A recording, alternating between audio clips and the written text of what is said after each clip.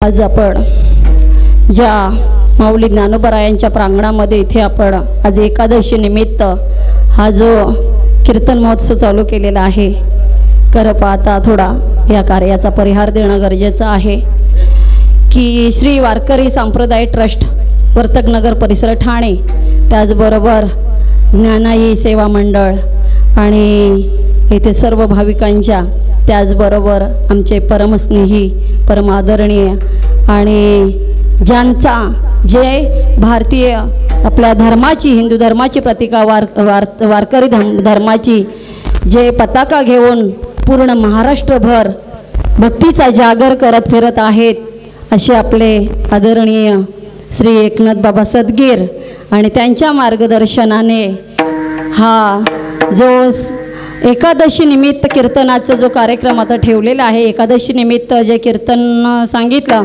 की बाबा म्हणाले की आपल्या जे जे भाविक आहेत इथे आपण बाहेरून मोठे मोठे कीर्तनकार आणतो, पण आता आपल्याला आपल्या तरुणांना किंवा आपल्या वारकरी संप्रदाय आपला जर जोमाने फुलवायचा असेल तर आता तरुणांना जवळ घेऊन आणि नवीन नवीन इथेच आपले जे नवीन नवोदित जे कीर्तनकार असतील किंवा जे यांना घडवायचं असेल, व्यासपीठ हे बाबांनी आम्हाला उपलब्ध करून दिलेलं आहे.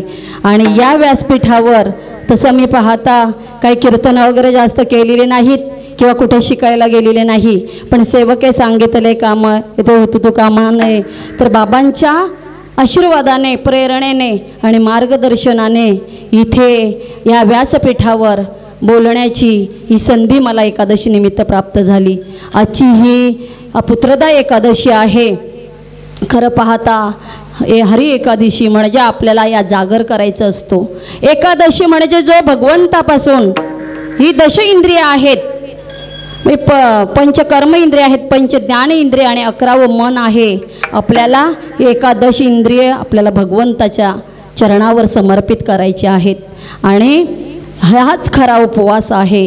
उप म्हणजे देवाच्या सानिध्यात उभं राहणं की देवाच्या सानिध्यात असणं, देवाच्या समीप जाणं म्हणजे उपास आणि जवळ. उप म्हणजे जवळ आणि वास म्हणजे भगवंताच्या जवळ वास करणं, हा खरा त्याचा एकादशीचा नेम आहे. आणि म्हणून आज आपल्याला इथे ह्या हरिदिनी हा जागर करण्याची संधी मला बाबांनी प्राप्त करून दिली, आपल्या मंडळाने प्राप्त करून दिली. खरं पाहता हे भाग्य असं असतं की आपल्या पूर्वपुण्यामुळे, आत्ताच आपण अभंगामध्ये ते काय परिउपतिष्ठे पूर्वपुण्य, हे पूर्वपुण्य असेल, आपल्या आईवडिलांची पुण्याई असेल तर असं भाग्य प्राप्त होतं. आणि त्या मातापितांच्या मी उदरी जन्माला आलेले आहे, त्या मातापित्यांमुळे मला हे भाग्य इथे प्राप्त झाले. ज्या सद्गुरूंनी मला जे ज्ञानामृत पाजलेलं आहे, बोधामृत पाजलेलं आहे, त्या माझ्या सद्गुरूंच्या चरणी नतमस्तक होते आणि सेवेला प्रारंभ करते. की संत चरण रज लागता सहज, संत चरण रज लागता सहज, वासनेचे बीज जळून जाय. म्हणजे संतांचा महिमा, जगद्गुरु संत श्रेष्ठ जगद्गुरु तुकाराम महाराजांनी संतांच्या चरणाचा जो महिमा आहे तो वर्णन केलेला आहे की संत चरण किती श्रेष्ठ आहेत आणि या संत चरणांमुळे, संतांचं सानिध्य लाभल्यामुळे जीवाचं कसं कल्याण होतं. आणि या कल्याण करून तो काय करतो, त्याच्या मनामध्ये किंवा त्याच्या जीवनामध्ये रामनामाची जी गोडी आहे ती निर्माण होते.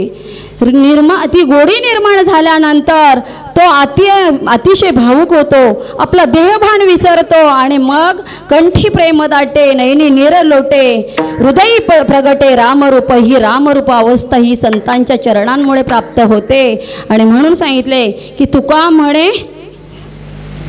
तुकाराम महाराजांनी सांगितलेले आहे की हे कशामुळे प्राप्त होते. आपलं भाग्य असेल तर त्या भाग्यामुळे, पूर्वपुण्याचं जर भाग्य असेल त्या भाग्यामुळे आपल्याला ते प्राप्त होत असते. आणि म्हणूनच या अभंगामध्ये या संत चरित्रांचं, संतांच्या चरणाचं आणि रजकणांचं महात्म्य आपण सांगण्याचा प्रयत्न करत आहोत की या संतांचे उपकार आमच्यावर कसे आहेत.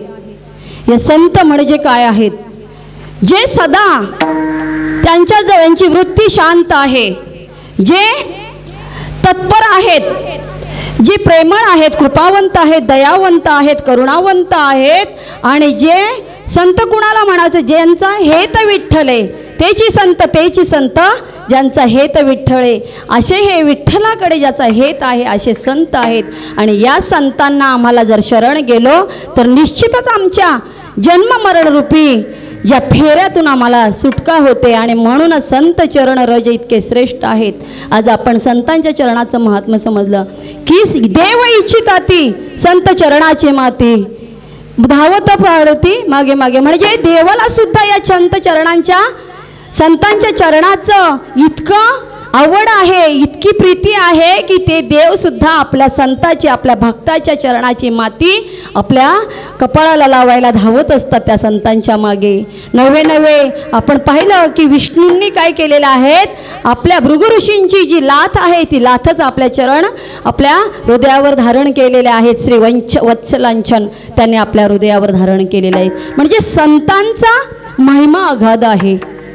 हे संत आहेत ते आम्हाला आमच्या अनंत जन्माच्या पापाची काय करत असतात, होळी करत असतात. आमच्या अनंत जन्माचं पाप आम्ही जे घेऊन बरोबर आलेलो असतो, यांची नुसती भेट झाली, त्यांचा दृष्टिक्षेप झाला, त्यांचा कृपा कटाक्ष झालं तरी सुद्धा या पाषाणाला पाझर फुटतो. याच्यातून काय होत असतो, जो भक्त आहे त्या भक्ताचा उद्धार होत असतो. त्यासाठीच हे संत चरण. आपण पाहिलं की ज्या गोपी आहेत भगवंत, आपण आताच मागे भागवत आपण मागच्या महिन्यात आठवड्यात आपण ऐकलेलं आहे की बाबांच्या मुखातून अमृत स्रवत होतं की ज्या गोपी आहेत त्या अखंड भगवंताच्या नामचिंतनामध्ये तल्लीन होत होत्या. ज्यांना भगवंताच्या सानिध्याशिवाय कोणतीही गोष्ट आवडत नव्हती, ज्यांनी आपल्या जीवनामध्ये भगवंताला आपलंसं केलं होतं, म्हणजे त्यांना कृष्णाशिवाय दुसरं काहीही दिसत नव्हतं. कृष्ण माझी माता, कृष्ण माझा पिता, बहीण बंधू चुलता, कृष्ण माझा, कृष्ण माझे सगळे सोयरे, सर्व त्यांना पती हाच कृष्ण वाटत होता. आणि मुलांमध्ये सुद्धा त्यांना भगवंत श्रीकृष्णाचं रूप आठवत होतं. त्या उठता बसता कामधंदा करत असताना सुद्धा त्यांना भगवंताचं रूप त्यांच्या डोळ्यामध्ये साठवत होतं. सतत चिंतन त्यांचं भगवंताचं होतं आणि या भगवंताचं सुद्धा त्या गोपींवर अतिशय प्रेम होतं. आपण ज्या ठिकाणी जी रासक्रीडा केलेल्या आहेत त्या भगवंताने काय केलेल्या आहेत, त्यांच्या चरणाची जी माती आहे. आज आपण गोपीचंदनाचा टिळा लावतोय कपाळाला, तो चंदनाचा टिळा म्हणजेच त्या गोपींच्या चरण रजाची काय आहे, ती माती आहे. ती चरणरज आपण आता म्हणजे ते कपाळाला लावत असतो. आणि हे संत चरण, जे संत चरणांचा आपण ज्या माऊली तुकोबारायांचा आज आपण हे करत असतो, ज्या संतांनी आम्हाला आकार दिलेला आहे, ज्या संतांनी आमचं जीवन उद्धार केलेलं आहे. आज आपण माऊलींचं उदाहरण घेऊ की 22 वर्षाच्या माऊलींनी समाधी घेतलेली आहे. ज्या 16 वर्षामध्ये त्याने काय केलेले, ज्ञानेश्वरी परिपूर्ण केलेली आहे, अमृत अनुभवाची केलेली आहे, अमृत अनुभव आपल्याला प्राप्त करून दिलेला आहे. चांगदेव 65 सारखा ग्रंथ आपल्याला दिलेला आहे. त्याचबरोबर आपल्याला हरिपाठ हा ग्रंथ दिलेला आहे. म्हणजे या संतांचे आपल्यावर किती बरं उपकार आहेत. त्या संतांनी आम्हाला काय केलेलं आहे, जागवलेलं आहे. आम्ही झोपेत आहोत. कशाच्या झोपेमध्ये आहोत, मग मोहामध्ये आहोत. आम्ही अंधाराच्या गर्तेमध्ये लोळत आहोत. पण आम्हाला इथून आमचे संत काय करतात, जागे करतात. स्वहिताच्या ठिकाणी आम्हाला ते जागा करत असतात.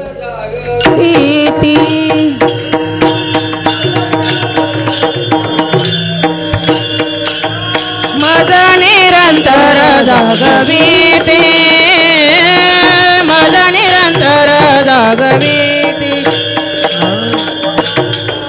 संतांचे उपकार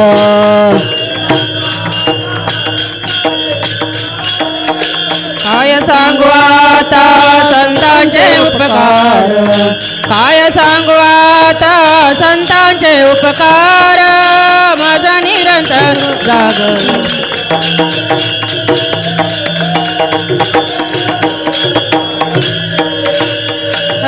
मद निरंतर जागविते, मद निरंतर जागविते. काय सांगू आता संतांचे उपकार, मज निरंतर जागविते. खरोखरच आहे, आपल्याला जागवतात, आपल्याला आपल्या सोहिताचा मार्ग दाखवतात. संत सांगतात, बाबा रे, हे संसार नाशिवंत आहे. तू कोणत्या कार्यासाठी आलेला आहेस, तू आलायस कुठून, तुला काय करायचं आहे, तुझं स्वहित कशामध्ये आहे, तुला जायचं आहे कुठे, ज्या मंगल परमधामातून तू आलेला आहे ना, तुला त्या परमधामाकडे जायचं आहे. ज्याप्रमाणे सासूरवासीण मुलगी असते, ज्यावेळेस तिचं लग्न होतं ना, त्यावेळेस लग्न झाल्यानंतर ती सासरी जाते, पण सासरी गेल्यानंतर ती आपल्या आईवडिलांना विसरत नाही. जरी ती शरीराने मात्र आपल्या सासरी असते, आपल्या पतीची, आपल्या सासू सासऱ्यांची, आपल्या सर्व आप्तेष्टांची ती सेवा करत असते, पण तिचं चित्त मात्र तिच्या माहेरावर असतं. तिचं चित्त त्या माहेराच्या आई वडिलांकडे असतं. मग तसंच आम्ही सुद्धा त्या परमधामाकडून आलेलो आहोत, त्या मंगलधामाकडून आलेले आहेत. प्रभू परमात्म्याचा आपण अंश आहोत. त्या अंशाला आपण जाणलं पाहिजे. आणि हे जाणण्यासाठी आम्हाला आमच्या जीवनामध्ये संत अतिशय महान कार्य करतात. या संतांनी सांगितले, संतांना नुसतं आपण त्यांच्या कृपा कटाक्ष निहाळले, आपुल्या पदी बैसविले. त्यांनी नुसती कृपा जरी आपल्यावर केली तरी आपल्याला आपल्या पदावर बसवतात. म्हणजे त्यांच्यासारखं आपण सारिखे करीत तात्काळ नाही काळ वेळ तया लागी. आपल्यातील जी वासना आहे, माझ्यामुळे सर्व होतंय, मी करतोय, मी कोणीतरी मोठा आहे, हा कुटुंब माझ्यामुळे चालतंय, हे भजन माझ्यामुळे चालतंय, आपल्याला अहंकार होतो. मी कोणीतरी ज्ञानी आहे, मी कोणीतरी मोठा कीर्तनकार आहे, प्रवचनकार आहे, की मी मोठा वारकरी आहे. नाही हो, मी म्हणजे कोण? आपण देह आहोत. या देहाला मी म्हणजे देह नाही, तर मी कोणीतरी वेगळा आहे, ही स्मरण आपल्याला झालं पाहिजे. आणि हे स्फुरण आम्हाला संत करून देतात की तू कोण आहेस, तू प्रभू परमात्म्याचा आहे. तुझं हृदय म्हणजे तुझ्या हृदयामध्ये आपला भगवंत आहे आणि तो भगवंत तुला जाणायचा आहे. आपल्याला त्या भगवंताला जर जाणता येत नसेल तर जीवनाचं खरं अर्थ आपलं नाही आहे.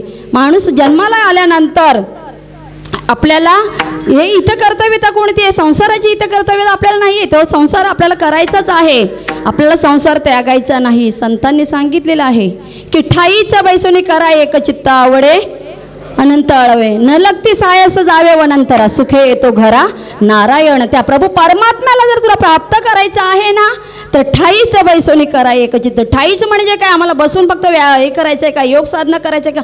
जे कर्म आम्हाला भगवंताने प्राप्त करून दिलेलं आहे, आम्ही गृहिणी आहोत, आम्हाला आमचा संसार म्हणून आमच्या मुलाची, पतीची, सगळ्यांची सेवा करायची आहे. पण ते करत असताना ज्या प्रभू परमात्म्याने मला असा सुंदर हा नरदेह दिलेला आहे, देवे दिला देह भजना गोमटा, तो हा झाला फाटा पादिकेचा. देवाने मला नरदेह दिलेला आहे ना, मग मी या नरदेहाला जे विसरलेले, हा नरदेह मला कोणी दिलेले आहे, कशासाठी दिलेला आहे? तो भजनासाठी जर दिलेला आहे तर मी संसारासाठी खर्च करत आहे. माझ्या जन्माचा देना जन्म भजन गोमटा, देह देना जन्म भजन गोमटा, दिला देह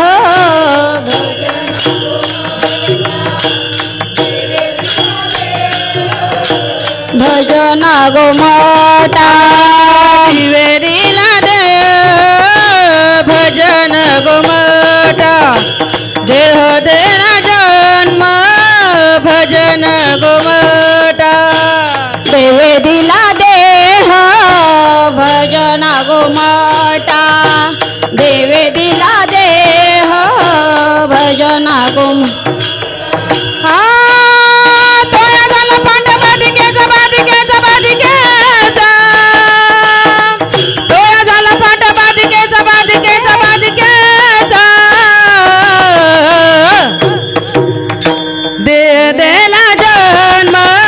भजन गोमटा, देव देना जन्म भजन गोमटा, तो हा झाला फाटा बाधिकेचा, बाधिकेचा, बाधिकेचा, तो झाला फाटा बाधिकेचा, बाधिकेचा, बाधिकेचा. दिवे देना जन्म भजन गोमटा, दिवे देना भजन गोमटा.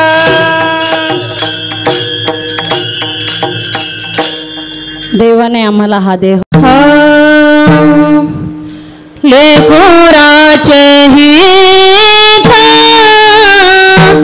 लेकुराचे हित, लेकुराचे हित, लेकुराचे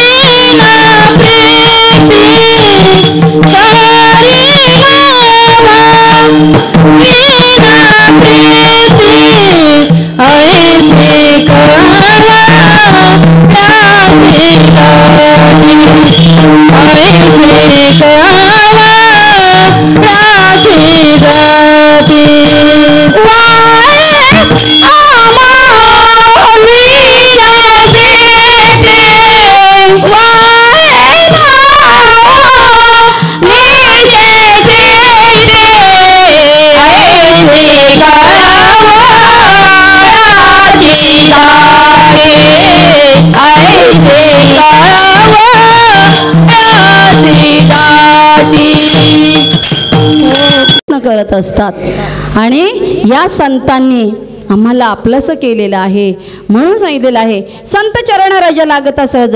संत चरण कसं लागलं की एकदा एक सिकंदर आहे.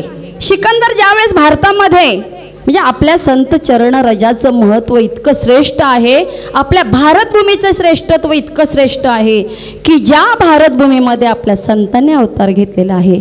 नवे नवे महाराष्ट्रात अनेक संतांनी अवतार घेतलेला आहे. म्हणजे ही भूमी अतिशय पवित्र आहे.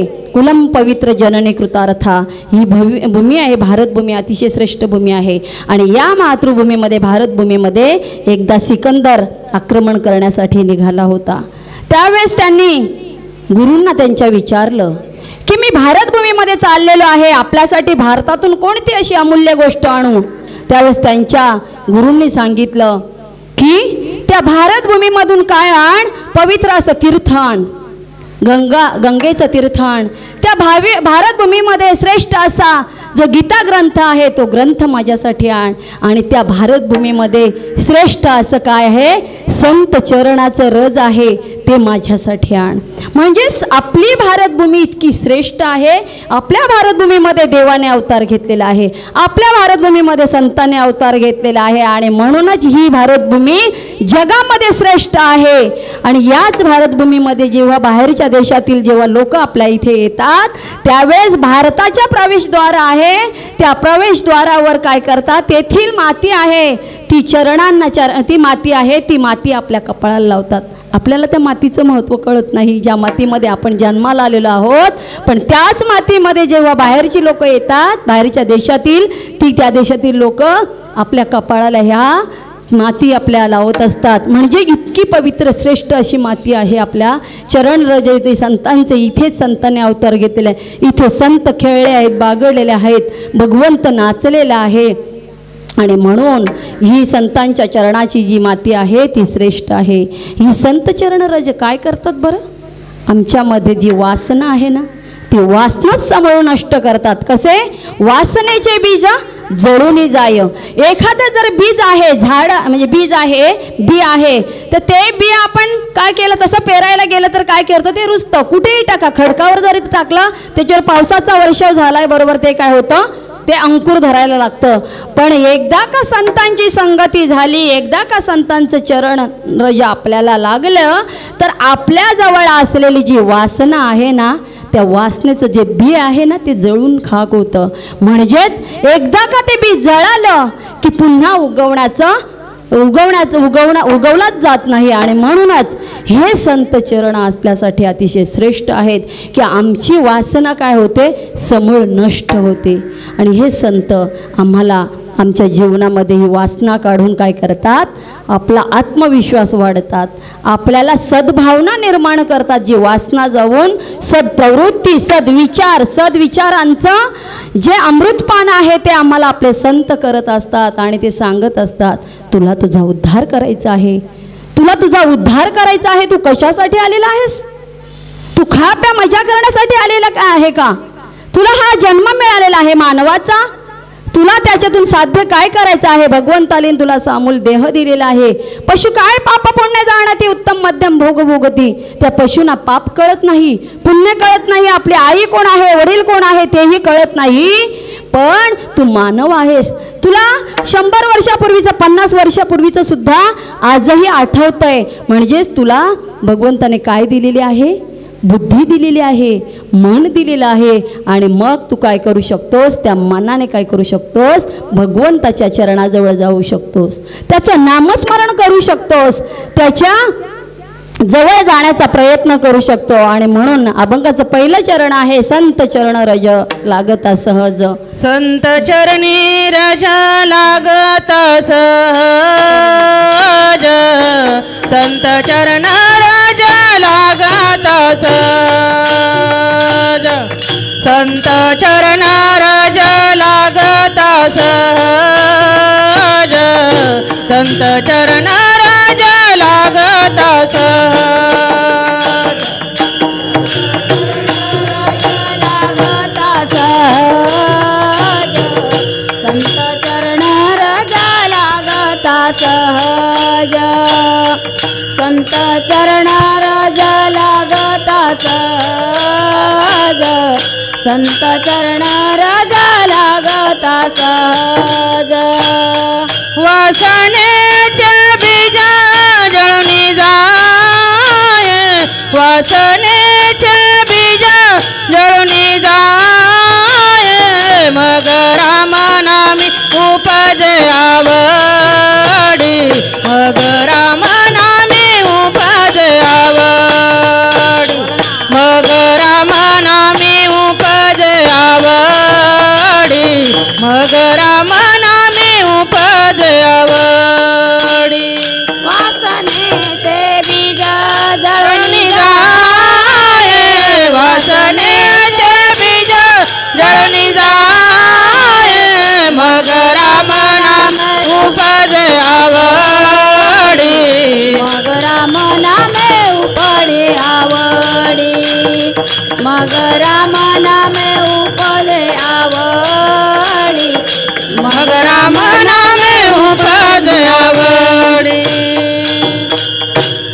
नंतर राम म्हणजे आपल्या वासना जळून जाते आणि राम नामाची आवडी उत्पन्न होते. हे राम नाम कसं आहे बरं? भगवंताचं नाम किती श्रेष्ठ आहे. अगदी सोपं आहे आणि सहज आपण म्हणू शकतो. आपल्याला यज्ञ या काही करायची गरज नाही. फक्त नुसतं नाम जरी घेतलं तर अनंत जन्माच्या पापांची होळी होत असते. आणि हे नाम कसं आहे? तृण अग्नी मिळे समरस झाले तसे नामे केले जपता हरी. आपण जर एखाद्या तृणाचा किंवा गवताचा मोठी जर गंजी बघितली तर ती गवताची गंजी जाळण्यासाठी आपल्याला किती बरं माचीसच्या गाड्या लागतील? आपल्याला एक माचीसची गाडी काय आहे ती अख्खी गवताची गंजी जाळण्यासाठी पुरे आहे. तसे आम्ही अनंत जन्माचे जे पाप आहे 184 योनी भोगून आम्ही या नरदेहाला आलेलो आहोत. आणि या नरदेहामध्ये आल्यानंतर आम्ही अनंत जन्म मागे घेतलेले आहेत. त्या अनंत जन्मामध्ये केलेले आम्ही कर्म आहे त्या कर्माचं गाठोडं इथे घेऊन आलेलो आहे. पापाचं गाठोडं घेऊन आले. पण हे गाठोडं आमचं पापाचं कशामुळे होईल? पापातून आमची मुक्ती कशी होईल बरं? तर एक राम नाम, फक्त नुसतं नाम जरी भगवंताचं मुखामध्ये आलं तरी अनंत जन्माच्या पापांची होळी होत असते. आणि म्हणून हे राम नाम आमच्या मुखामध्ये येते तेव्हा आम्हाला आवडी उत्पन्न होते या संतांची संगत झाल्यानंतर. की जो वाल्या कोल्ही होता, आपण तर सर्व श्रुत आहोत की जो वाल्या कोल्ही होता तो जंगलामध्ये राहत होता. आणि जंगलामध्ये काय करायचा? तो येणारा जाणाऱ्याला लुटायचा. आणि येणाऱ्या जाणाऱ्याला लुटायचा पण तो कुणाला? जास्तीत जास्त साधूंना त्रास द्यायचा. आणि मग असं करत करत त्याच रस्त्याने एकदा नारद महर्षी निघाले होते. आणि नारद महर्षी त्या रस्त्याने आले. त्यांच्या आणि या वाल्या कोल्याची भेट झाली. वाल्या कोल्याचा धंदाच काय होता की सतत मारामारी करायची, कुणाला तरी लुटायचं आणि त्याला दरोडे टाकायचे आणि त्याला लुटून त्याला हे करून अपमानित करून पाठवून द्यायचं. पण जेव्हा संतांची भेट होते ना तेव्हा जीवनाचं सार्थक होतं. त्या वाल्या कोल्याला नारद महर्षीने प्रश्न विचारला, बाबा रे हे कृत्य कुणासाठी करत आहेस तू? जे कर्म करत आहेस त्या कर्माच्या पापाचा भागीदार तुझे कुटुंबातील लोक होत आहेत का बरं? तू कुणासाठी हे कर्म? तो म्हणतो माझ्या घरामध्ये माझे आई वडील आहेत, माझी पत्नी आहे, माझी मुलं आहे, त्यांच्यासाठी हे चौर कर्म करत आहे, मी लुटमारी करत आहे, वाटमारी करत आहे. त्यावेळेस नारद महर्षी म्हणतोय ज्यांच्यासाठी तू हे कर्म करत आहे ना त्यांना प्रथम जाऊन विचार की हे तुझ्या या पापामध्ये भागीदार आहेत का? त्यावेळेस वाला म्हणतोय की तुम्हाला पळून जाण्यासाठी तुम्ही मला हे कारण सांगत आहात. पण त्याने सांगितलं मला या झाडाला बांधून ठेव आणि तू जाऊन तुझ्या घरातील कुटुंबातील व्यक्तींना विचारून ये की तुम्ही माझ्या पापामध्ये भागीदार आहात का? मी जे चोरी कर्म करत आहे त्या कर्मामध्ये भागीदार आहात का? त्यावेळेस तो प्रथम गेला आणि आपल्या माता पित्यांना विचारलं, बाबा आई मी जे चोरी कर्म करत आहे, जी लुटमार करत आहे, जे पाप करत आहे त्या कर्मामध्ये आपण भागीदार आहात का? त्यावेळेस त्याने सांगितलं की तुझं कर्म तुलाच भोगावं लागणार आहे, तुझ्या कर्माचं फळ तुला भोगावं लागेल. तू आमचा मुलगा आहेस, वृद्धपणामध्ये तू आमचं सांभाळ करणं हे तुझं आद्य कर्तव्य आहे.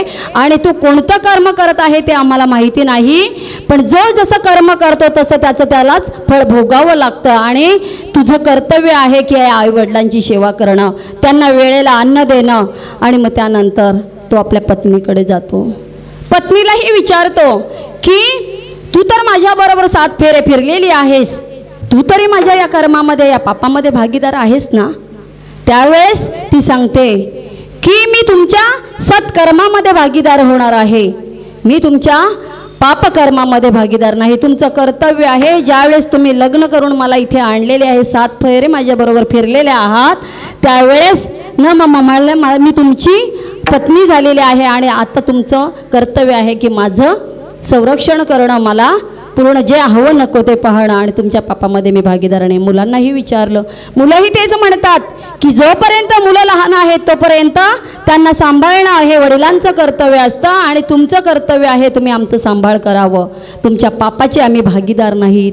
म्हणून जे वाल्याकोली आहेत येथून वैला झडझडून निघ ये भक्तीचे वाटे लग मग पावशी अव्यंग निज धाम माझे, अशी अवस्था त्या वाल्याची झालेली आहे. आणि तिथून तो धावत गेलेला आहे आणि नारद महर्षींच्या चरणावर लोटांगण घातलेले आहे. आपल्या ज्या नेत्रपंक्तीतून निघणाऱ्या ज्या धारा आहेत, प्रेमाश्रू आहेत, त्या अश्रूंनी काय केलं, त्यांचे चरण संवाहन केलेले आहेत आणि सांगितलं की मी आयुष्यभर माझे कर्म करत राहिलो, माझ्या कुटुंबासाठी, माझ्या पत्नीसाठी, माझ्या मुलांसाठी, आई वडिलांसाठी, पण आज मला कळालेलं आहे की माझ्या जीवनाचं सार्थक काय आहे. मी कोणासाठी हे कर्म करत होतो, जे मी म्हणत होतो हे माझे आहेत, पत्नी माझी आहे, मुलं माझं आहे, आई वडील माझे आहेत, ज्यांच्यासाठी हे कर्म मी करत होतो, पण ते माझ्या पापाचे भागीदार नाहीत. आता येथून मला तुम्ही उपदेशाचा मार्ग सांगा. आणि मग नारद महर्षींनी त्यांना जे नाम सांगितलेलं आहे आणि त्या नामामुळे ज्याने अखंड मरा म्हणजे लोकांना मारण्याचं कार्य केलेलं आहे, त्याच्या मुखामध्ये राम कसं येईल बरं. आणि मग मरा मरा मरा असा जप करत त्याने वाल्याचे वाल्मिकी झालेले आहेत आणि केले रामायण. रामामध्ये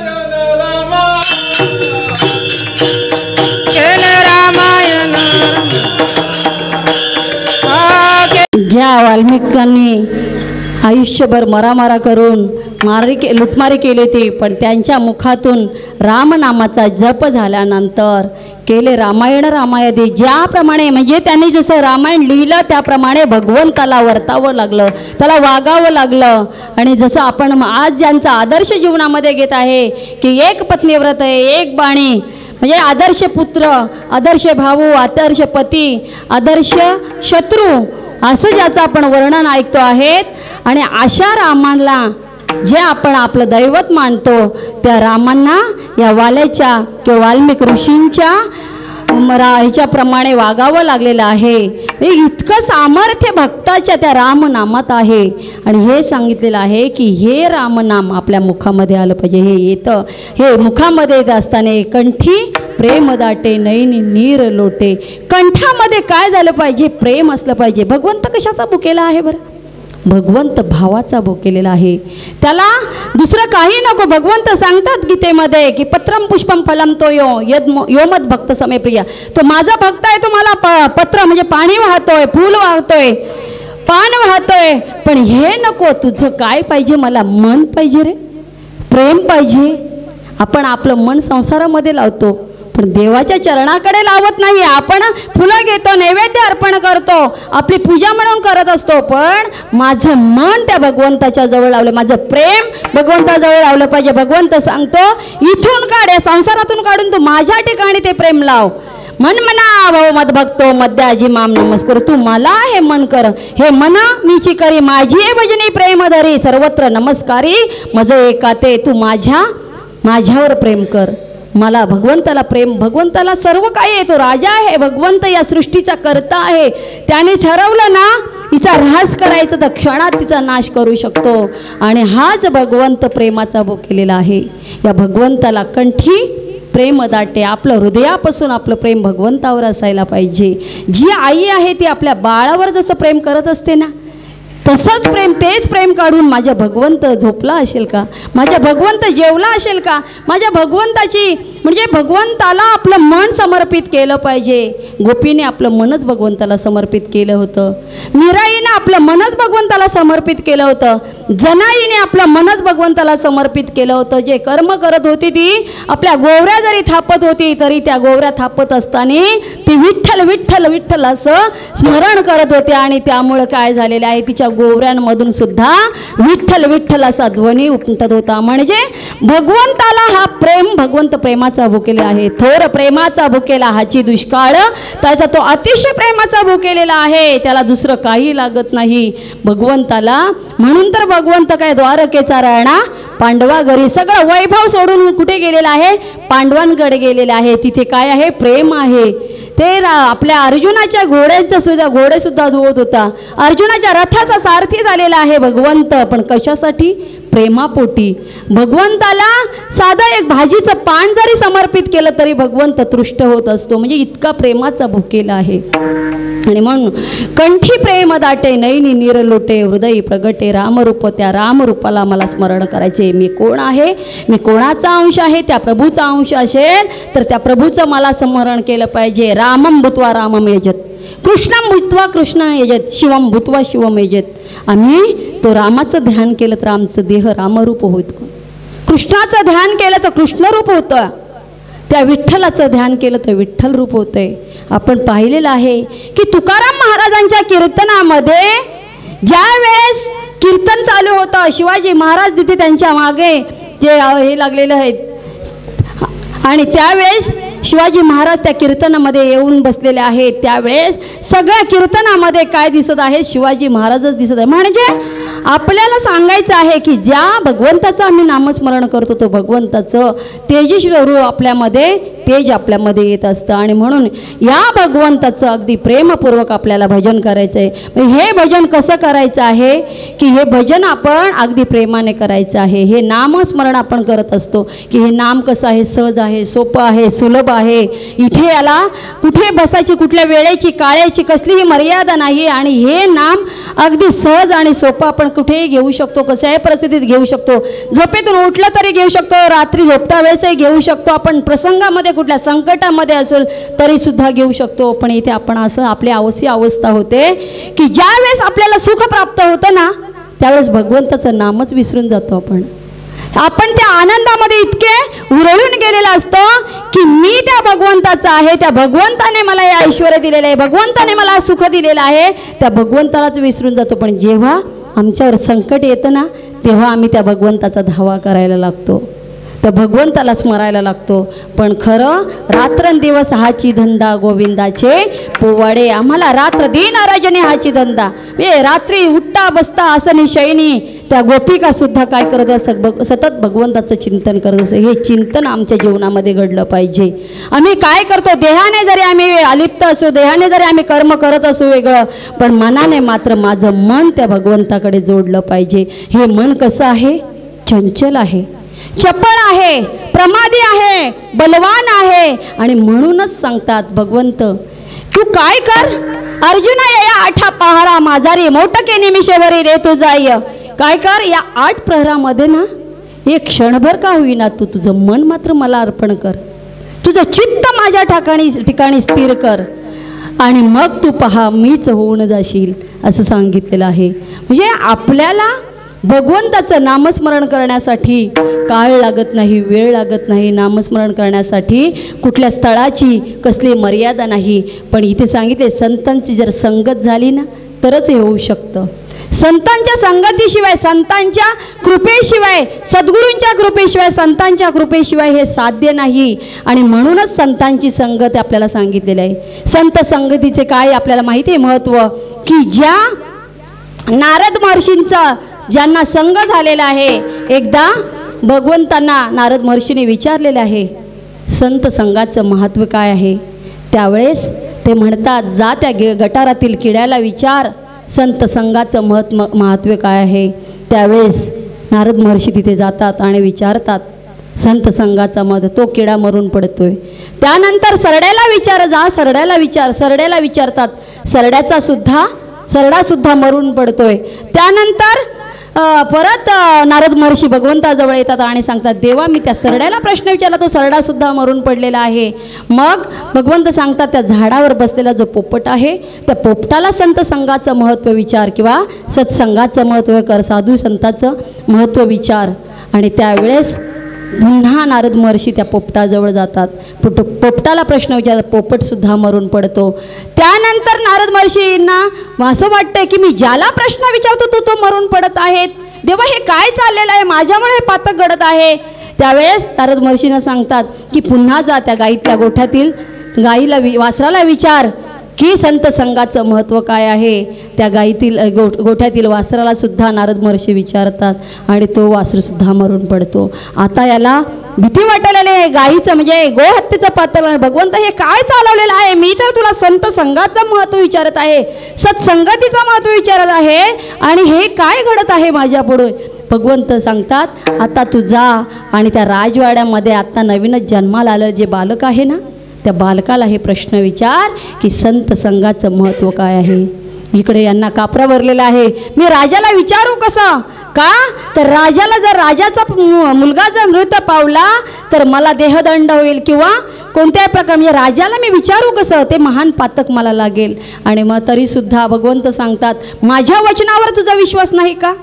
त्यावेळेस नारद महर्षी निघालेत आणि राजवाड्यात गेलेत. त्या बालकाजवळ गेलेले आहेत आणि बालकला बघून बालकाला प्रश्न विचारत आहेत, हे बाळा संत संगतीचं महत्त्व काय आहे, त्यावेळेस ते बालक हसायला लागलेलं आहे की तू मला पहिला प्रश्न विचारला होता की तुम्ही मला प्रश्न विचारला तर मी किड्याचा सरडा झालो, सरडाचा पोपट झालो, पोपटाचा मी वासरू झालो आणि वासराचा आज मनुष्य देहाला प्राप्त झालेले. हे तुमच्या संत चरणाचं संत संगतीचं महत्त्व आहे आणि हेच महत्त्व आपल्याला सांगायचं की हे संत संगतीचं महत्त्व, ह्या संतांची संगत केल्याने आपला आत्मोद्धार होतो. आम्ही मागच्या जन्मामध्ये काय केलेलं आहे, मागच्या जन्मी आम्ही कोण होतो हे आम्हाला माहिती नाही, पण हा नरदेह मला मिळालेला आहे ना, तो मला भगवत भक्तीसाठी दिलेला आहे. हे आम्हाला संत सांगतात की तुला हा देह भगवंताच्या भक्तीसाठी दिलेला आहे.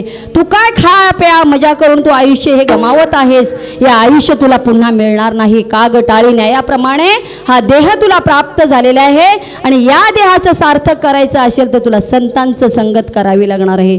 संतांची संगत केल्याने आम्हाला असं प्राप्त होतं आहे की आमची वासना निघून जाते, आम्हाला त्या भगवंताच्या प्रेमाची प्राप्ती होत असते आणि भगवंताचं मुखामध्ये सतत नामस्मरण घडायला लागतं.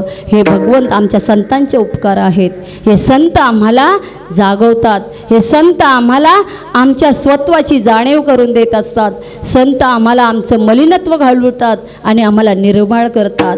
ज्याप्रमाणे याला आपण पाहिलं की परिसाला जर लोखंड लागलं तर लोखंडाची उपमा देऊ नये इतकंही आपण ही म्हणजे परिसाला सुद्धा श्रेष्ठत्व नाही, पण संत तेवढे श्रेष्ठ आहेत. त्या चंदनाचं तीही उपमा कमी पडते, इतके संत श्रेष्ठ आहेत. आणि संत म्हणजेच ते भगवंत सांगतात ते रुपडी माझी आहेत, माझंच ते प्रतिबिंब जाण. भगवंत सांगतात की ही संत म्हणजे दुसरे कोणी नाही तर मीच आहे. म्हणून सांगितलेलं आहे की महाविष्णूचा अवतार सखा माझा ज्ञानेश्वर. माऊलींचा अवतार म्हणजेच विष्णूचा अवतार आहे, म्हणजे संत म्हणजेच भगवंताचे अवतार आहेत. ते अवतार इथे कशासाठी धारण केलेले आहे की उद्धराय जन जड जीवा. अवतार तुम्हा धराया कारण उद्धराय जन जड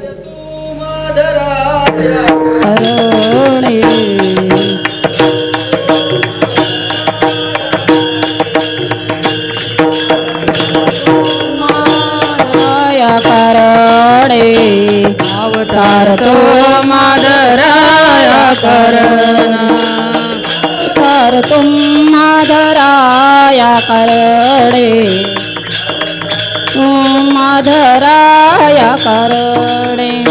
अवतार तो माधराया करण, अवतार तो माधराया करण. जीवा धराया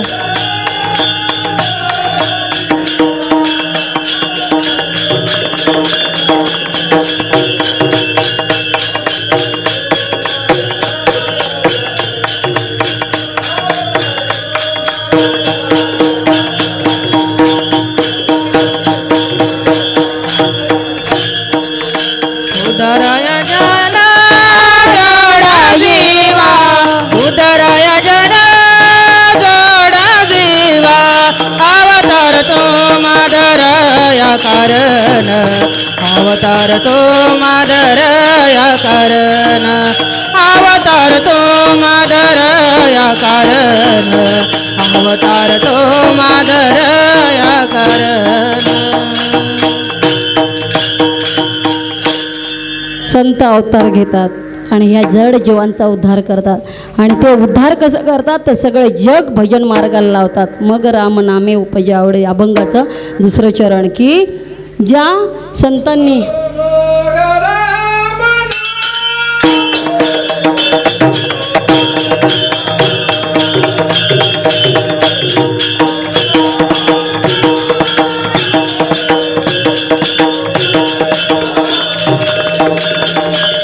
मग राम नामे उपजे आवडी, मग राम नामे उपजे आवडी.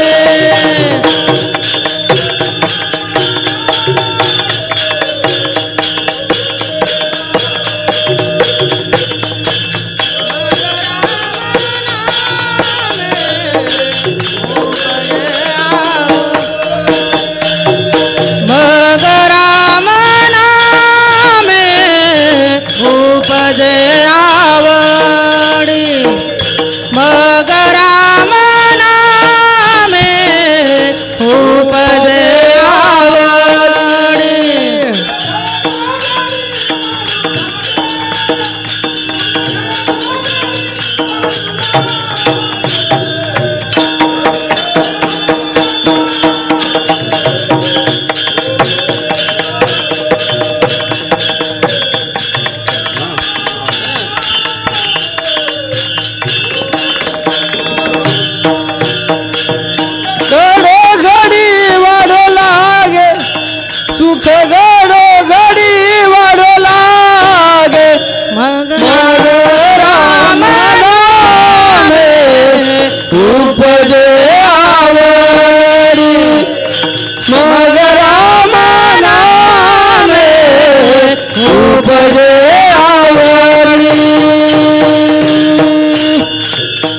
आवडी उत्पन्न झाल्यानंतर सुख इतकं वाढतं की त्यांना दुःखाचे कोणती जाणीवच होत नाही.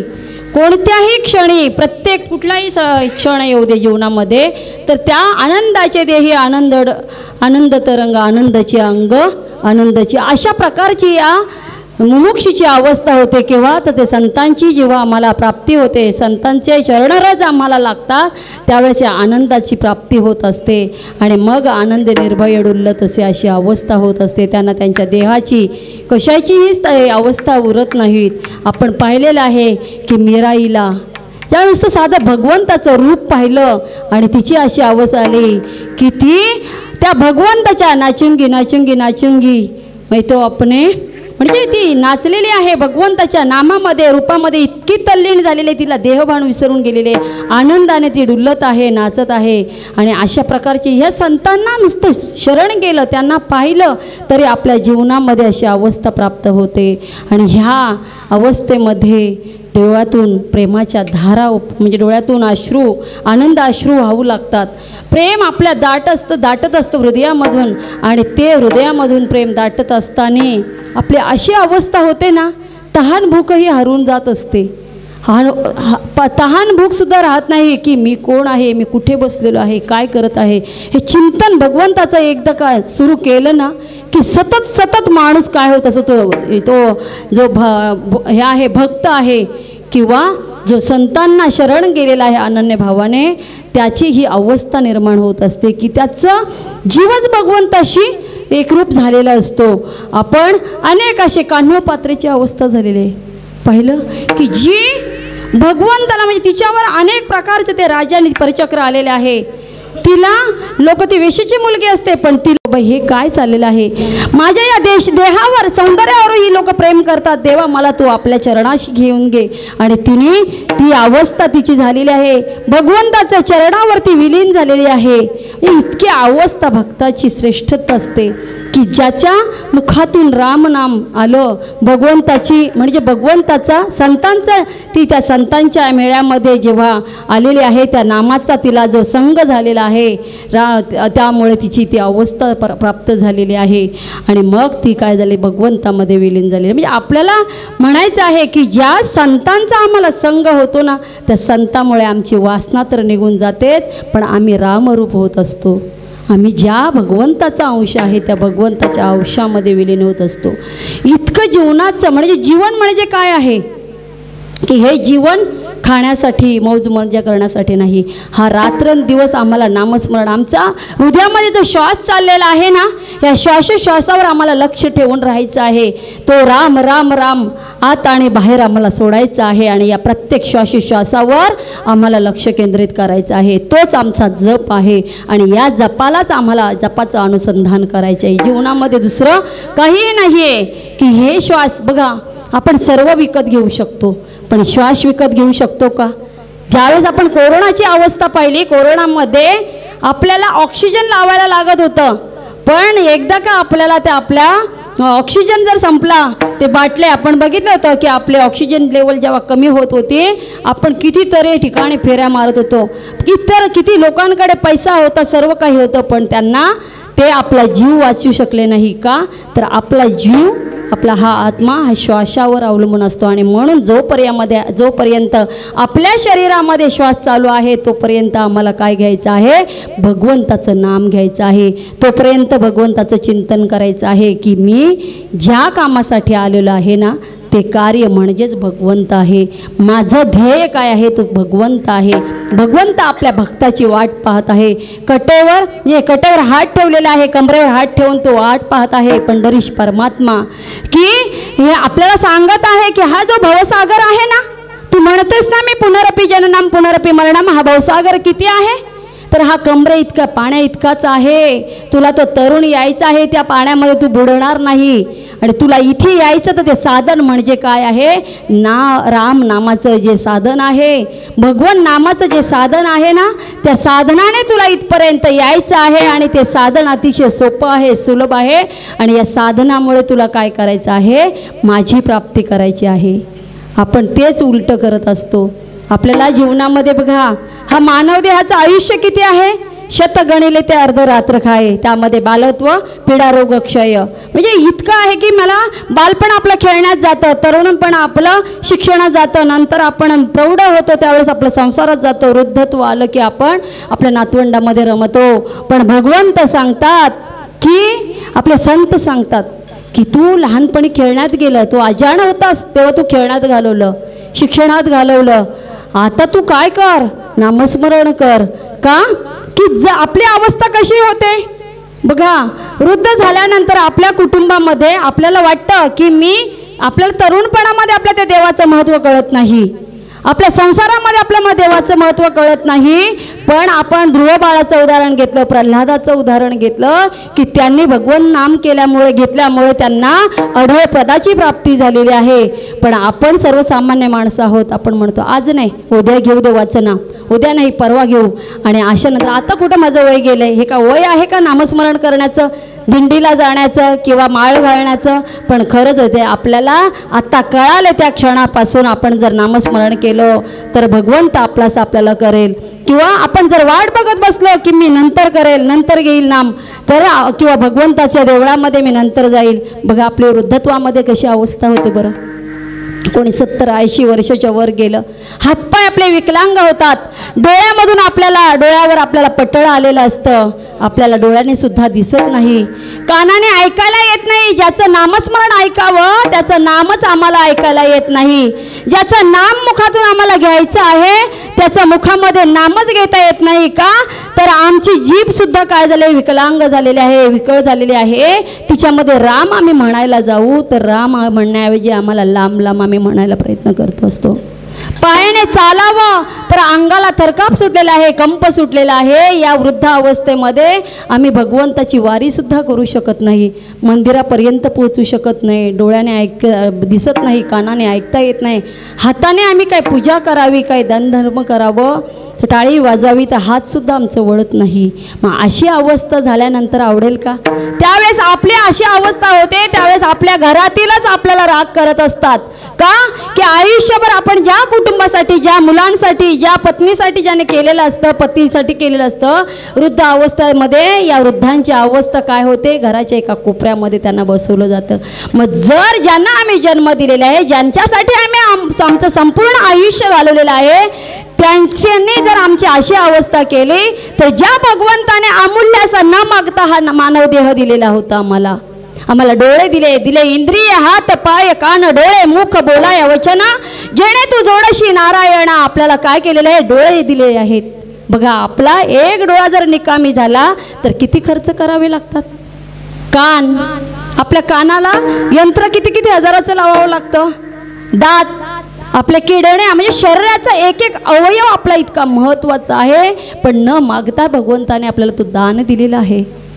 आणि असा हा दान दिलेला देह कशासाठी दिलेला आहे, तर भजनासाठी दिलेला आहे. मग हे भजन आम्हाला करण्यासाठी कोण प्रवृत्त करतात, ते संत सांगतात, बाबा तुला तुझा उद्धार करायचे, उद्धरेत आत्मना आत्माना आत्माना अवसादयात गीता सांगते की तुलाच तुझा उद्धार करायचा आहे, तुला तुझ्या स्वहिताच्या ठिकाणी जागा व्हायचे. संत सांगतात, संतांची एकदा का आम्हाला संगत झाली तर संत आम्हाला सांगतात तुझा आता काय, तुला तुझ्या उद्धाराच्या मार्गाकडे जायचं आहे. आणि मग संत काही उद्धार पावेना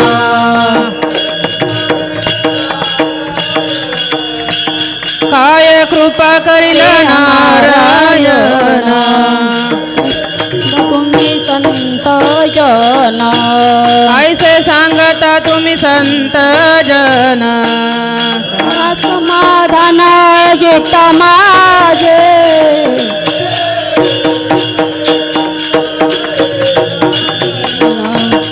काय खंडाई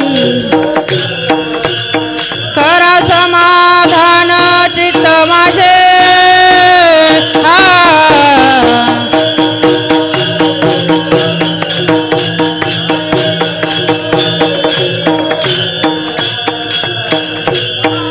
पावेना काय कृपा करील नारायणा ऐसे सांगा तुम्ही संतजन करा समाधान चित्त माझे काय कृपा करील नारायण ऐसे सांगता तुम्ही संत जन करा समाधान चित्त माझे आपल्या मुमुक्षुला अवस्था अशी प्राप्त झाली पाहिजे की कैमे उद्धार पावेना काही कृपा करेल नारायण असे सांगा तुम्ही संतजन करा समाधान चित्त माझे. आपल्या चित्ताला समाधान केव्हा प्राप्त होतं आहे? जेव्हा आपल्याला अवश्य म्हणजे जी प्राप्त व्हावी आपल्याला वाटतं की ही गोष्ट आपल्याला प्राप्त व्हावी तेव्हा म्हणजे जी आपल्याला आवश्यक असेल ती गोष्ट प्राप्त झाल्यानंतर चित्ताला समाधान वाटतं. मग ही मुमुक्षुला काय निर्माण झाली पाहिजे? आस्था निर्माण झाली पाहिजे की मी कोण आहे, मला काय करायचं आहे, मला माझ्या उद्धाराचा मार्ग कसा निवडायचा आहे. आणि मग संतांना शरण गेल्यानंतर संत आपल्याला त्या उद्धारासाठी आपल्याला मार्गदर्शन करतात आणि आपल्या चित्ताचं समाधान करतात. इथे आपल्या याची वेळ झालेली होत आलेली आहे. वेळ झालं थोडं भजन घ्यायचं आहे. विठोबा रखुमाई विठोबा रखुमाई विठोबा रखुमाई विठोबा जय जय ठोबा रखुमाई जय जय ठोबा रखुमाई जय ठोबा रखुमाई जय जय ठोबा रखुमाई जय जय ठोबा रखुमाई जय जय ठोबा रखुमाई ठोबा रखुमाई जय जय ठोबा रखुमाई ठोबा रखुमाई जय जय ठोबा रखुमाई ठोबा रखुमाई ठोबा रखुमाई ठोबा रखुमाई ठोबा रखुमाई ठोबा रखुमाई ठोबा रखुमाई ठोबा रखुमाई जय जय ठोबा रखुमाई जय जय ठोबा रखुमाई ठोबा रखुमाई ठोबा रखुमाई जातो, अहंकार जातो आणि आपल्या जीवनामध्ये आनंद निर्माण होतो. कोणता आनंद? की भगवत प्राप्तीचा. ज्या भगवंताच्या घरातून आपण निज धामातून आलेलो होतो त्या भगवंताच्या निज धामापर्यंत मला पोचायचं आहे ना. त्या भगवंताची मला प्राप्ती झालेली आहे. त्या प्राप्तीचा आनंद आपल्या जीवनामध्ये येतं. कशामुळे? तर संतांमुळे. संत आपल्यावर उपकार करतात. संत या जीवाला त्याच्या मोहातून, लोभातून, द्वंद्वातून, आपण द्वंद्वात आहोत. द्वंद्व असतो, काय करावं, हे करावं, ते करावं, कसं करायचं. जीवनामध्ये सुख दुःख येत असतं जीवनामध्ये, पण या सुख दुःखाची निवृत्ती आमचे संत करतात. आपण माऊलींचं उदाहरण घ्या की त्यांनी त्यांच्या जीवनामध्ये किती पराकाष्ठा केलेल्या आहेत, किती कष्ट सहन केले, किती दुःख सहन केलेलं आहे, पण त्यांच्या चेहऱ्यावर जरासुद्धा दुःखाचा लवलेश नसतो. त्या संत आनंदाचे म्हणजे आनंदाच्या स्वतः आनंदाचे तारू आहेत आणि ते जगाला आनंद देत असतात. त्यांनी आपल्या वाणीतून म्हणजे जीवाला उद्धारासाठी बोध केलेला आहे. आपण ज्ञानेश्वरी जी वाचतोय आहेत की ज्या ज्ञानेश्वरीतील एक एक अक्षर हा यज्ञ आहे, मंत्र आहे. जर जीवनामध्ये जर आपण आणलं तर खरोखरच आपल्याला ते देवत्व प्राप्त करू शकतं. इतकं त्या ज्ञानेश्वरीमध्ये अगाध म्हणजे सामर्थ्य आहे. ज्या संतांनी आम्हाला हा मार्ग दाखवलेला आहे ना आत्मोद्धाराचा, संतांचा नुसतं स्पर्श. आता आपण वारीला गेलो, किती प्रकारचे लोक जात असतात वारीमध्ये, पण त्या वारीमध्ये आपण हौस म्हणून पण जाणारी लोक आहेत. पण जाता जाता त्या वारीमध्ये जेव्हा आपण तीर्थयात्रेत चालत असतो ना, प्रत्येक पावलाला काय होत असतो, नामस्मरण घडत असतो. त्या संतांचा स्पर्श आम्हाला घडत असतो. आणि हे नामस्मरण काय होतं असतं, ते नामस्मरण आमची वृत्ती कशी तदाकार बनवित असते. ती ओढ लागत असते या वारीमध्ये की केव्हा मी एकदा जातो त्या पंढरपुरामध्ये पोचतोय आणि प्रभू परमात्म्याची भेट घडतोय. म्हणजे कोणती वासना मनामध्ये घेऊन आलं ते, कोणता विकार घेऊन आलं ते, कोणती अपेक्षा घेऊन आलं ते, हे सगळं विसरून जाऊन काय होतं, संतांच्या संगती मनोमार्ग गती. म्हणजे संतांच्या संगतीमध्ये गेल्यामुळे काय झालेलं आहे की त्याच्या मनाला गती प्राप्त झालेली आहे, त्याच्या मनाला भगवत भेटीची आस प्राप्त झालेली आहे. आणि म्हणून ही आस संतांमुळेच निर्माण होते. संत आम्हाला जागून तर जागवतातच, पण संत आम्हाला आशीर्वाद देत असतात. संत आम्हावर कृपा करत असतात. का तर ज्याप्रमाणे रेड्यासुद्धा बोलू शकतो, म्हणजे हे संतांचे उपकार आहेत. की रेडा म्हणजे आज आपण बोलतोय इथे, हे बोलणारे कोण आहे, बोलवणारा धनी तोच आहे. पण हे संतांच्या उपकारामुळेच आपण आज इथे बोलू शकतो. हे संतांचे विचार मांडू शकतो ते त्यांच्या उपकारामुळेच मांडू शकतोय. ज्याने आपल्या जीवनामध्ये कितीतरी प्रकारचे त्रास सहन केले, पण तरीसुद्धा आपण तुकाराम महाराजांचं उदाहरण घ्या की ज्यांनी मंबाजी बुवासारख्यांनी त्यांना काठीने मारलं तरीसुद्धा तुकिता तुलनेशी ब्रह्म तुकाशी आलं असं ज्यांनी आरती लिहिले. म्हणजे ज्यांनी मारलं, अपकार केला, पण नंतर त्यांची सुद्धा काय केलेली आहे, स्तुती केलेली आहे. म्हणजेच तरी ह्या संतांनी त्यावेळेस त्यांना मारलं, पण ते काय केलं, त्यांच्या हाताला गेले तेल लावायला सांगितलं, हात दुखले नसतील ना तुमचे. म्हणजे हे संत किती दयाळू आहेत, कृपाळू आहेत की आपल्या भक्ताला किंवा आपल्यावर कोणी रागाने किंवा द्वेषाने जरी कोणी आपल्याला काही केलं तरीसुद्धा त्याचे अपराध पोटात घालतात. आणि अपराध पोटात घालून ते आपल्या असे करत असतात. म्हणजे आपल्या मनातील ज्या वासना आहेत त्या निघून जातात, द्वेष निघून जातो, दंभ निघून जातो, अहंकार निघून जातो आणि आपल्या खरं स्वरूप आहे स्वस्वरूपाची प्राप्ती होत असते, रामाची प्राप्ती होत असते, त्या भगवंताची प्राप्ती करत असतं. हे भगवंताचं रूप आपल्या देहामध्ये आपल्या हृदयामध्ये साठवलं जातं हे संतांमुळं. ज्या संतांनी आपण कसं हे कशामुळे, पण ते संतांना आपण शरण गेलं पाहिजे, अनन्य भावाने त्यांना शरण गेलं पाहिजे, अनन्य भावाने त्यांचा दास झालं पाहिजे. कसं आहे संत, आपण माऊली ज्ञानोबारायांच्या नुसत्या समाधीवर जरी डोकं ठेवलं तरी आपल्याला आनंद प्राप्त होतं. का तर त्यांच्या दारामध्ये सोन्याचा पिंपळ आहे, तिथे इंद्रायणीसारखं तीर्थ वाहत आहे, तिथे ज्ञान गंगोत्री वाहत आहे. ज्ञानाची ती माऊली आहे, अख्ख्या विश्वाला ज्ञान प्राप्त करून देणारी माऊली तिथे आहे. आज या वर्तकनगरमध्ये सुद्धा आपण म्हणतो शहर आहे, पण शहरामध्ये इथे आल्यानंतर जी प्रसन्नता प्राप्त होते ना, ती माऊलीच्या मुखाकडे पाहिल्यानंतर, माऊलीच्या चरणावर नतमस्तक झाल्यानंतर आपल्याला ते सुख प्राप्त होतं. आणि म्हणूनच या संतांना शरण गेल्यानंतर आम्हाला किती आनंद प्राप्त होतो, किती सुखाची प्राप्ती होते. आमच्या जन्म मरण रूपी फेऱ्याची सुद्धा काय होते, निवृत्ती होत असते ही संतांना शरण गेल्यामुळे. म्हणून इथे तुकाराम महाराजांनी आपल्या अभंगाच्या शेवटच्या चरणामध्ये सांगितलेले आहे, तुका म्हणे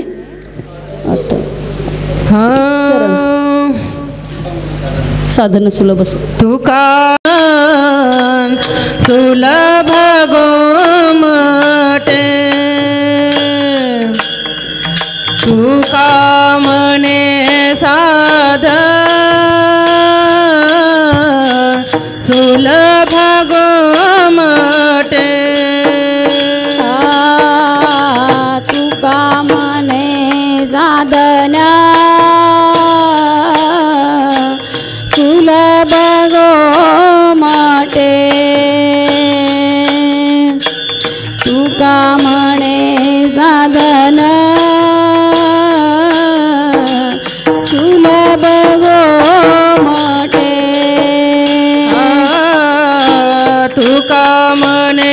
साध सुलभ गोमटे तुका म्हणे साध सुलभ गोमटे तुका म्हणे साधन सुलभ गोमटे तुका म्हणे साधन सुलभ गोमटे परि उपशिष्ट पूर्व पुण्य परि उपशिष्ट पूर्व पुण्य मग राम नामे उपजयावडी मग राम नामे उपजयावडी परिउमतीष्टे पूर्व पुण्य परिउमतीष्ट पूर्व पुण्य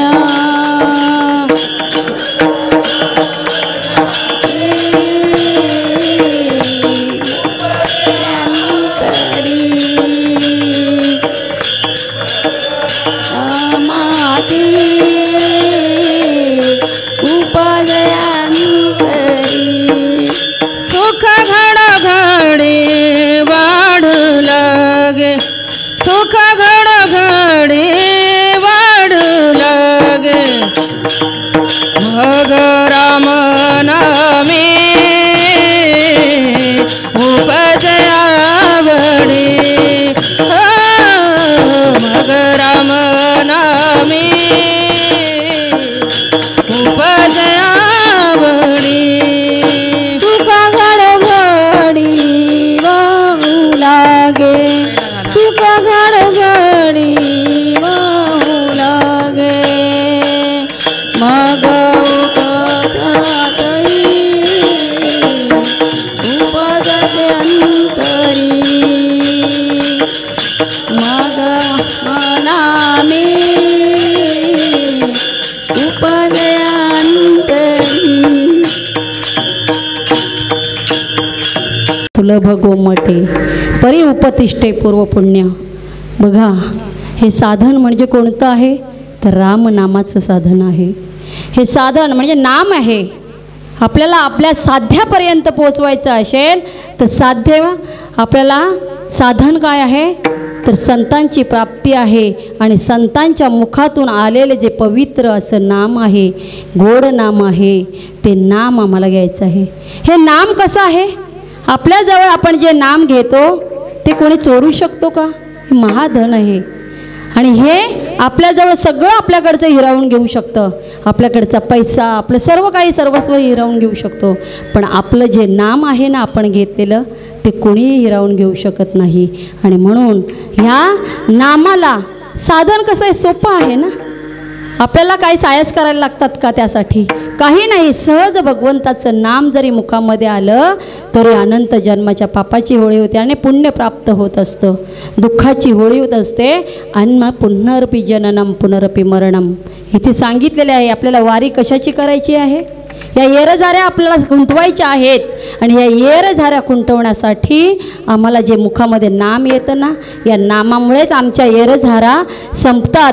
आणि या येरझारा संपल्यावर म्हणजे संपण्यासाठी काय असावं लागतं? पुण्य. परि उपतिष्ठे पूर्व पुण्य. जर खरंच पुण्याची जर गाठी असेल ना, पुण्य आपल्याजवळ असेल ना, तरच इथे येण्याचं मनामध्ये विचार निर्माण होतो. तरच माळ घालावीशी वाटते, तरच संतांची संगती करावीशी वाटते, तरच भगवंताचं नामस्मरण करावंसं लागते. नाहीतर आपण पाहतो ना आपल्या आजूबाजूला अनेक माणसं आहेत. आपण म्हणालो ना चला मंदिरामध्ये, काय जा, ते काय आमचं काम आहे का? जा, रिकाम्या माणसांचं काम आहे. म्हणजेच पूर्वपुण्याचा साठा त्यांच्याजवळ नाही. आणि म्हणून त्यांना आपल्याला जे पुण्य प्राप्त झालेले, पुण्य प्राप्त झाल्याशिवाय भगवंताचं चिंतन घडत नाही, इथे येण्याची वासना निर्माण होत नाही. आणि म्हणून हे पुण्य ते कसं आहे तर पूर्वपुण्यामुळेच हे नाम आपल्या मुखामध्ये येत असतं. आणि हे साधन संत तुकाराम महाराज म्हणतात अतिशय सोपं आहे, सुलभ आहे. त्याला कोणत्याही प्रकारचं तुम्हाला काळ वेळ नाम उच्चारित्या नाही, दोन्ही पक्षपाही उद्धरती. उद्धार करण्यासाठी काळाची गरज नाही, वेळाची गरज नाही, तिथीची गरज नाही, कुठल्या आसनाची गरज नाही. तुम्हाला तुमचं पूर्व भाग्य जर असेल तर नाम मुखामध्ये येतं.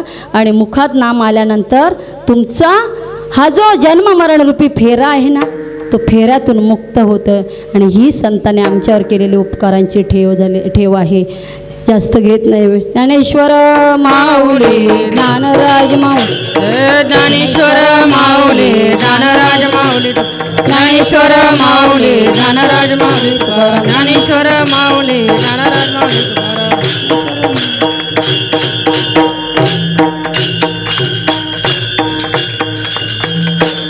आपण कीर्तनरूपी सेवेसाठी घेतलेला अभंग होता की संत चरण रज लागती सहज, वासनेचे बीज जळून जाई. संतांच्या चरणामुळे नुसतं चरण रज जरी आपल्याला प्राप्त झालं तर वासना समूळ नष्ट होते.